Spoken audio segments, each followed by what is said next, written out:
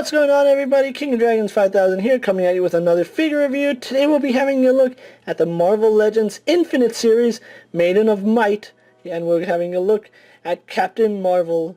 Here we do have Captain Marvel in the box, and there is a train going by. I wish I could do something about that, but I can't. But anyway, she does come with an alternate head sculpt, as well as a punching fiery fist accessory.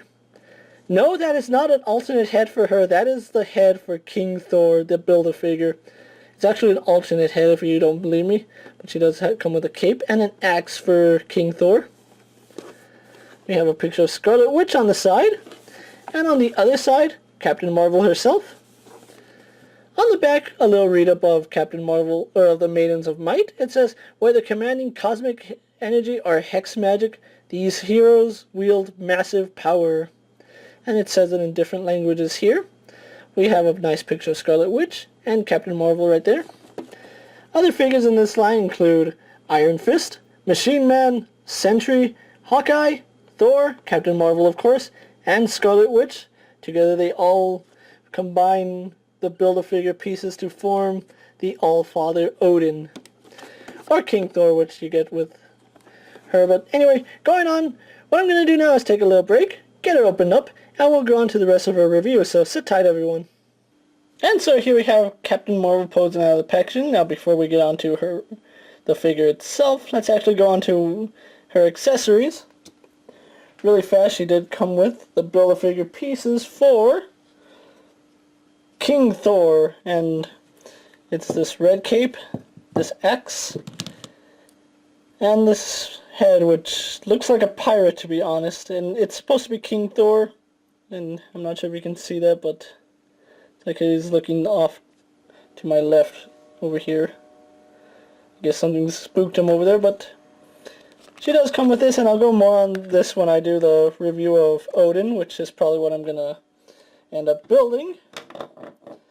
But onto the figure herself, she did come with two accessories that she can use.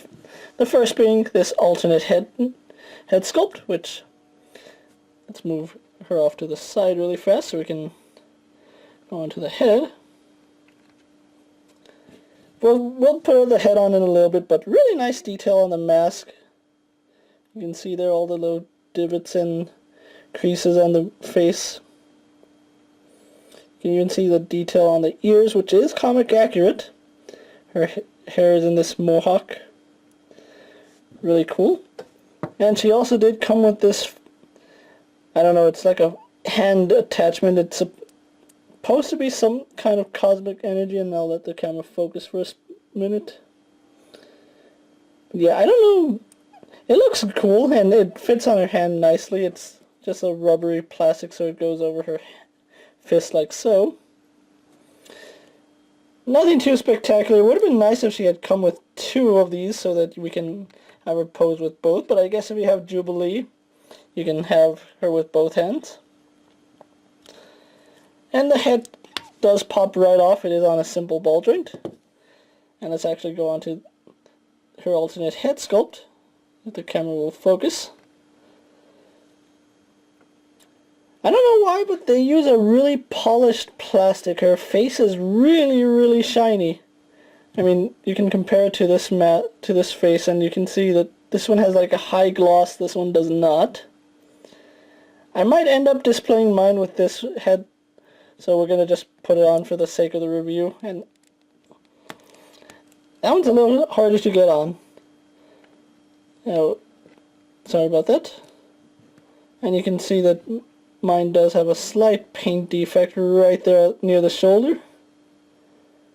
A little unfortunate. And speaking of paint, you can see that the black parts are nice and crisp for the most part. I can't seem to find too many errors on mine where the black meets the other colors. The main problem I have is with the yellow and the red. You can see it's not all the way on this arm. This arm is not too bad, but you can see some of the yellow is bleeding through the blue. I'm not sure the camera is even picking that up. The line is actually nicely painted. It goes all the way up her torso, so even if you bend her torso all the way back, it doesn't break up like you would expect it to. Paint is really nice on her, except for those minor defects I just said, and she does have a little piece of plastic on her ear right there, but it came off. Okay. Moving her head and accessory off to the side, so we can go down to her articulation. She does have a ball-jointed head. If you saw this, she can look up, down, turn her head left and right, and bobbles left and right. So head bobble, up and down movement, side to side, what you've come to expect. The arms are a little problematic for me because this one is tight and it doesn't want to go down all that easy. I'm worried putting too much force I might like pull this part and snap her arm off, and I don't want to do that. So it's like push down on the shoulder and hope that I don't touch the bicep.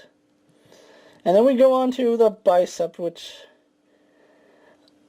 she has a bicep swivel, so that's normal. She does have an elbow joint, but she also has a ball-hinged elbow, which I really don't like seeing bicep swivel with ball-hinged elbows because, to be honest, it's really pointless.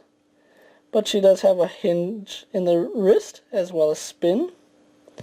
She has this ball-jointed upper torso, which I absolutely love on female figures because it eliminates the waist joint right here and keeps all the functionality of an ab crunch and waist swivel, so you can see a lot of nice range of movement in her torso.